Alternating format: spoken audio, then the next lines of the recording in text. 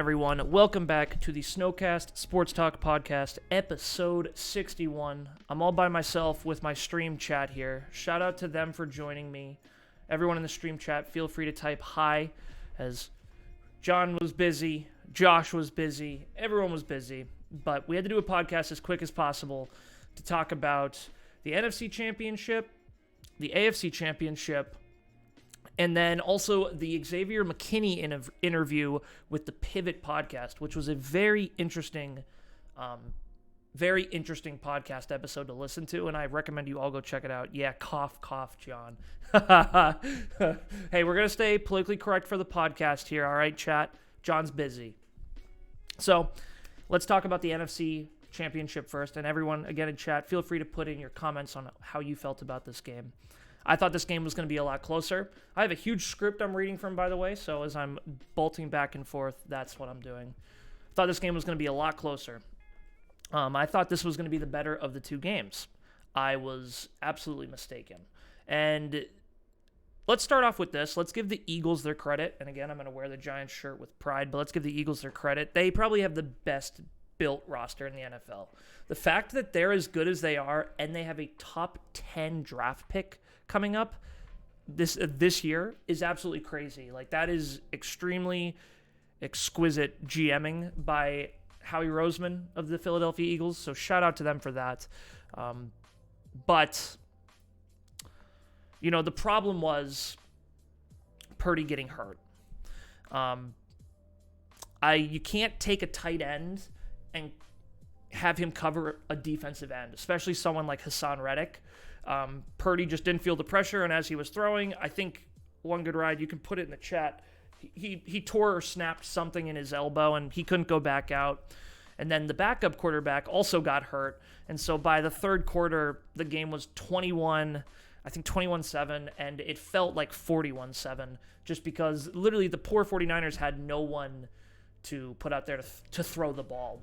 And when you have no one to literally throw the ball, it doesn't matter. But give the 49ers credit. They did stay in it. It was 7-7 for quite a while, and then the Eagles slowly pulled away. I was definitely rooting for the 49ers. I think all of Giants fans were rooting for the 49ers, but congratulations to the Eagles going to their second Super Bowl in 5 years. One of the interesting things, and chat, let me know if you saw this as well, that fourth down in the beginning of the game, that was not a catch. Kyle Shanahan made a comment in his press game conference that he never saw the footage and never was able to throw the challenge flag. Come to find out, the Eagles Stadium where they were playing never showed the footage on the screen, and no one ever got the footage, and then the Eagles got their next playoff. So kind of interesting. I guess that's a form of home field advantage. I don't know if that's meddling. I don't know.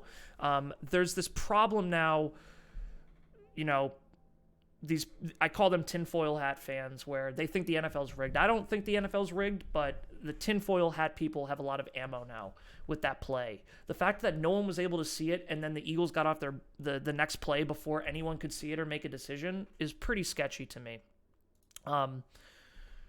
Again, they didn't show the footage till later, and it was clearly not a catch. The only argument you can make, and this is where I do give Shanahan some crap, if you see the Eagles running to the line that quick, they might be telling something is off, and you should throw the challenge. But at the same time, it's in the first 5 minutes of the game. If it's not right, you lose a challenge. They probably didn't want to lose a challenge, so tough either way. But it was a weird call. And once we talk about the Chiefs-Bengals game, again, there's definitely some tinfoil hat theories coming out of this, and those people have a lot of ammo. Yeah, the game got out of hand once the second quarterback went down. I thought the second quarterback played okay, but then he got concussed. And then Purdy came back in with his torn UCL, and all he could do was they could run the ball.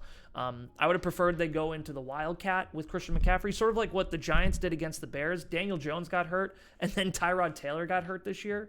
And Saquon, basically Wildcat, is just running back is the quarterback. So, but it is what it is. I'm actually going to read comments during the podcast, so I see a lot of people were yelling about it. If it was rigged, Buffalo would have gotten their Super Bowl, in my opinion. Fair. Very good point. And that game, there was definitely no rigging. No discredit to Buffalo. They were my Super Bowl pick this year, but The Bengals thoroughly beat them last week, which sucks, or 2 weeks ago now, but it is what it is. But yeah, if it was rigged, I would have figured they would have given it to the Bills as well. But yeah, it got out of hand, and I think the final score was 35-7 or 28-7. I don't remember. I didn't really watch the end of the game. It got pretty dicey at the end. Trent Williams of the 49ers was tackling people and all this stuff, so kind of turned into a shit show, which stunk because I was excited for that game. And again, if there was any team that had a roster as well built as the Eagles, it was the 49ers. And I wanted that game. I wanted to see those two rosters go against each other at basically their full strength. People would argue Purdy was the best quarterback on the 49ers, better than Garoppolo and better than Trey Lance. So seeing those two teams go at full power would have been really cool. But once Purdy went down, yeah, you're in deep shit. And it was funny because we were all kind of on the edge of our seat. They never really counted him out. Like, a report didn't come out, or like the 49ers never said he was out for the game, but it doesn't matter. It was never a chance of him coming back in. And when he did, he couldn't throw. Well, Eagles are going to the Super Bowl. So now I know people in my chat, what do you think about Jimmy G smiling on the sidelines? Yeah, that's a good one too. Jimmy smiling on the sideline. Someone could have told him a funny joke. I feel like people are trying to hate on Jimmy. I'm sure he wasn't happy about everything that was going down, but maybe someone made a joke or was lightening the mood. I know George Kittle, for example, was trying to lighten the mood when things were getting tense. So maybe something had happened, but it's not a good look. But I don't know. Again, I'm not saying I love Kittle. I'm not gonna say that's that's like a tinfoil hat theory, but you just don't know. But definitely didn't look good. Congrats to the Eagles. So now let's talk about the Chiefs-Bengals game. I think this could have been the best game of the year. People in my chat were saying they didn't love this game. This game, what was cool about it was the momentum was going back and forth, which is really fun to watch. So the Chiefs would have momentum, they go down the field, get some points, and then the Bengals would get momentum, go down, get some points, and the Bengals would get a stop, and then they get the ball, but then the Chiefs would get a stop, and then they get the ball, and it was like this back and forth, and no one could hold the momentum long enough. I don't even feel like the Chiefs held it that long at the end. I feel like the Bengals were moving down the field, and they had some momentum. So it was really cool on that end. I like games like that where the momentum goes back and forth because it kind of shows like a team's will. And sometimes coaching has a lot to do with momentum. If you can coach your guys the right way and call the right plays, that can help shift momentum. So it's fun seeing Zach Taylor, who I think is a very underrated coach, go up against Andy Reid, who's a really good coach. Bengals line finally got exposed. I thought the Bills were going to do this the week before. The Bengals started out with 5 offensive linemen like every team does. When they played the Bills in the playoffs, they only had 2 of their starting 5 left. That means 3 new offensive linemen from the beginning of the year were playing. Somehow those O-linemen either played a really great game against the Bills or the Bills' pass rush just wasn't the same without Von Miller. But Chris Jones, I think is his name, he played the game of his life on the Chiefs, and it was really the difference. I think Mahomes and Burrow played similar games. You could even argue, Mahomes played a little bit of a better game, but it was close enough. What was tough, though, was the offensive line for the Bengals got exposed by Chris Jones, and Burrow had no time to throw, while Mahomes had a shit ton of time to throw. And, people say football is really built from the inside out, so you build your lines and then you build out. And they kept making this comment, there's a bunch of new cornerbacks and secondary players on the Chiefs. And people were making comments, my girlfriend, like, Burrow should eat them alive. But the defensive line for the Chiefs was so good, it didn't matter who was behind them. Bills were running on empty, I feel like. So many emotional things happened in that city town. I think it takes its toll. Super true. With the Damar Hamlin stuff, that is a very good point. That's a very good point. And I think I never talked about that Bills game in great detail, but I think there was like this very underlying narrative of, is the Damar Hamlin emotional exhaustion going to power them or exhaust them? And they were tired, and it showed. It showed. Chiefs O-line, on the other hand, played great. And this is one of the things I'm excited for about the Super Bowl. Chiefs and the Eagles will be fun to watch because the Eagles' defensive line took them 2 minutes and they kicked one quarterback out, and then they concussed another one a quarter later.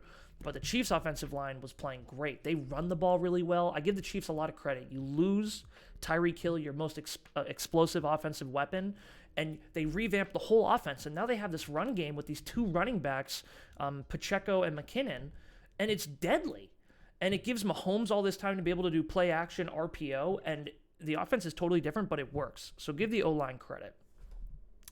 Again, though, with all this, the refs were making life a little interesting in the NFL, and I feel like we can't get out of a title game now without some sort of ref drama. Giving the Chiefs a second try on third down was a bold decision, and I'm very happy that the Chiefs did not score any points on that drive, or everything would be out of whack right now in the NFL. I think a lot of people... So, basically, I'm going to try to explain this as best I can. A play was called, so there was an incomplete pass, which should stop the clock, but the clock kept running. And then the Chiefs hiked the ball on third down, and a ref was coming, but no one heard him blow the whistle because the crowd was so loud. And the Chiefs didn't convert that third down. The refs backed up the clock and said the Chiefs get another try on the third down. That's crazy. That is a huge momentum shift. Luckily, the play didn't end up for a first down, but absolutely wild. I've never seen in my life a team get a second chance at a third down. But yesterday, the Chiefs got it. So it is what it is. I don't think it affected the game, but it's just like the refs, man. These things happen in the game that are just so wild. And it's like, okay, all anyone's going to talk about is that now. There were some clear roughing the passer calls on Patrick Mahomes. And it's just funny to me that, on Joe Burrow, not Patrick Mahomes. There was clear roughing the passer plays on Joe Burrow. Patrick Mahomes always gets roughing the passer calls. But Burrow, missed out on a few that should have been. I didn't like that Burrow kept throwing the ball into the ground. Eventually, it was a grounding call. So, when the play wasn't there, he would throw the ball. And I get what he's doing, but you got to be really careful of that. There's no wide receiver or running back in the vicinity. The ref is going to throw a flag on you. So that kind of cost them. I remember it was like 2nd down and 15, and Burrow threw the ball on the ground because the play was dead, and they lost another 5 or 10 yards. So you just got to be careful of that.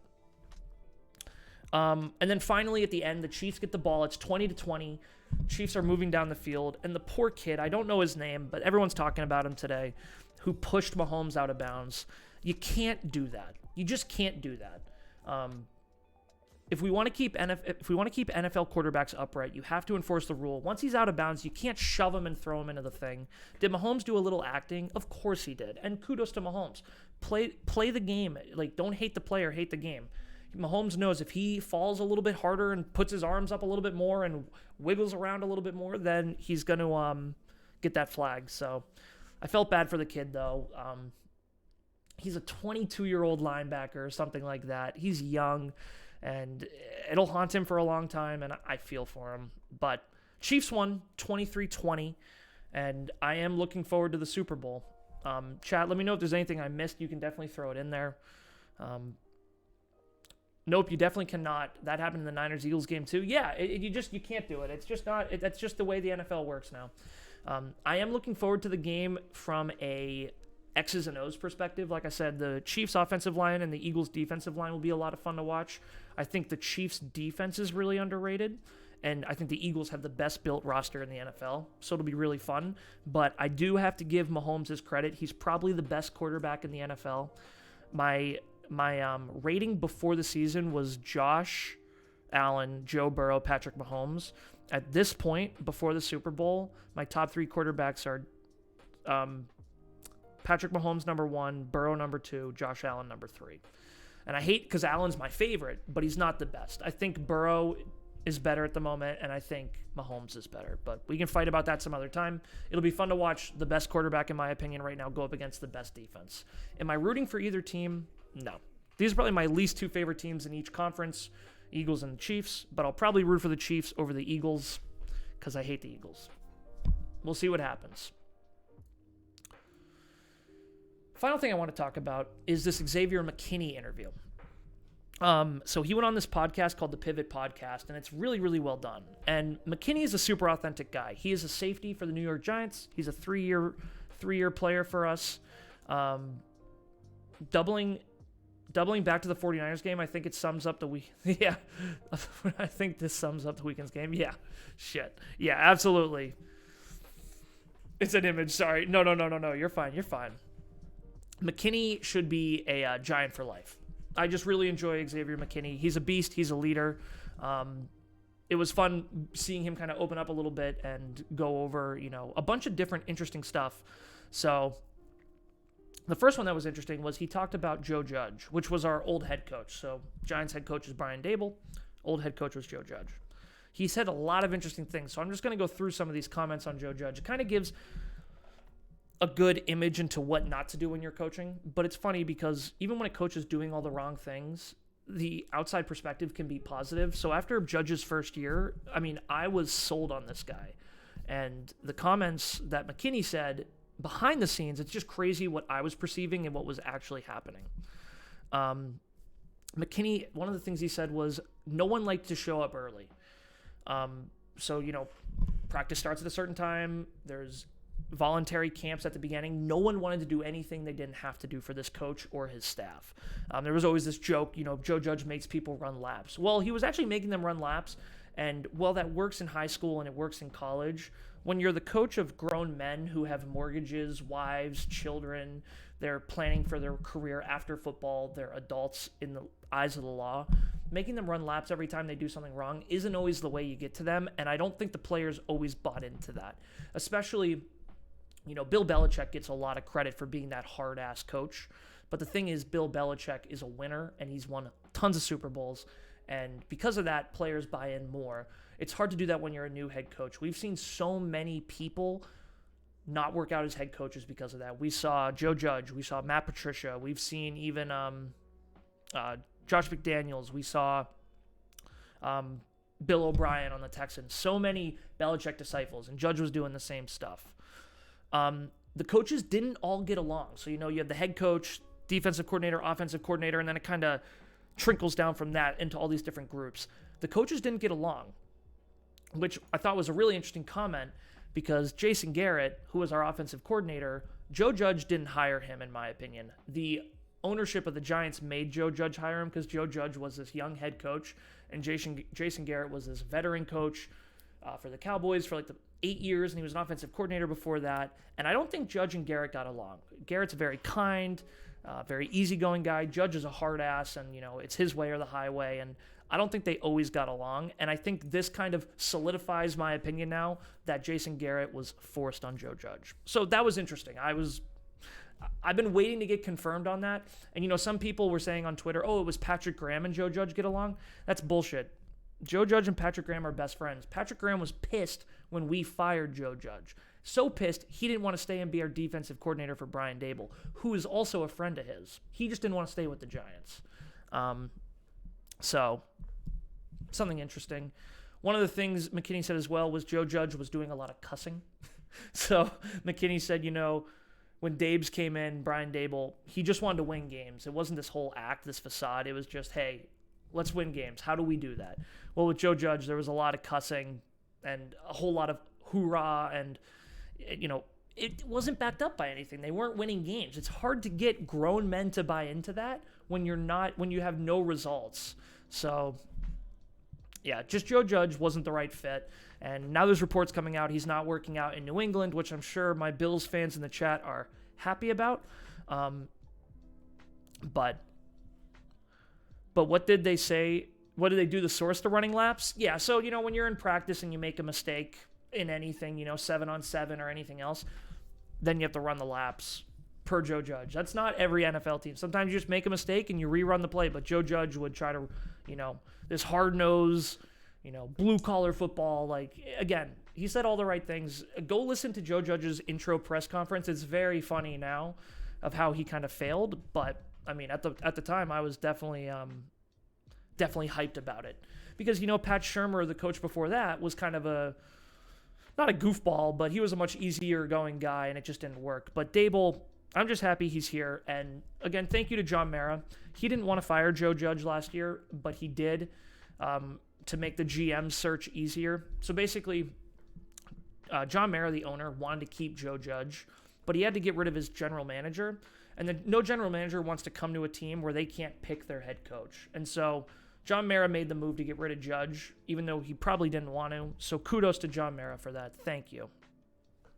Another thing they talked about was the Vikings game, which is where the Giants won their playoff game. That was our first playoff win since 2016. Happened in the divisional round of the playoffs.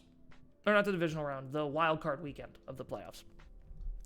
McKinney said he was tired of all the Justin Jefferson hype, which I love to hear. I remember turning on the game and all anyone was talking about was Justin Jefferson. So it was awesome just to hear McKinney say, shut the heck up. Like, they shut him down and we won the game. So that was cool. Justin Jefferson was in the MVP race. He's an absolute monster at wide receiver. But the hype gets a little old after a while. So it was interesting because they used Green Bay as an example. I know I'm going really quick here. The Vikings got their butts kicked the week before by the Green Bay Packers, their rival. And McKinney said they kind of used that game to their advantage. And then they kind of used that to kind of base how they were going to stop Justin Jefferson in their playoff game. And then finally, he admitted to a slow start in that game. So, like, the first drive, the Vikings went down and got a touchdown. And, Brian Daboll said, experience doesn't really matter in the playoffs. But I think it does. Because McKinney, literally said, I was so hyped up and amped up, I was just ready to, go play. And now that he kind of has that experience, he has a playoff win under his belt, the next time they're in the playoffs, hopefully next year, they'll be able to build on that. So, just some interesting stuff about that game. And then finally, he talked about the loss to Philly. So, the NFC Championship game, the Eagles kicked the crap out of the 49ers. The week before that, they kicked the crap out of my team. I want to say it was 38-7 was the final score of that game. I really don't remember. McKinney said the energy wasn't there. They did prepare really well. He admitted to the talent gap. So one of the things a lot of people are talking about, and I said it right at the beginning of this episode, the Eagles have the best roster in the NFL, and it's showing. You can play a team where you have good coaching. I mean, the Eagles played two potential Coach of the Year. They played two Coach of the Year candidates. Brian Daboll with the Giants, Kyle Shanahan with the Niners. But because the Eagles have so much more talent, they just steamroll it. Because, okay, as long as their coaching is at that same level, which Sirianni, while he's a loser, and I don't like him, he's a great coach. The talent gap. If you just have more talented guys, sometimes that gets you. And then, the final thing he said was, it was humbling. It's leaving a bad taste in our mouth.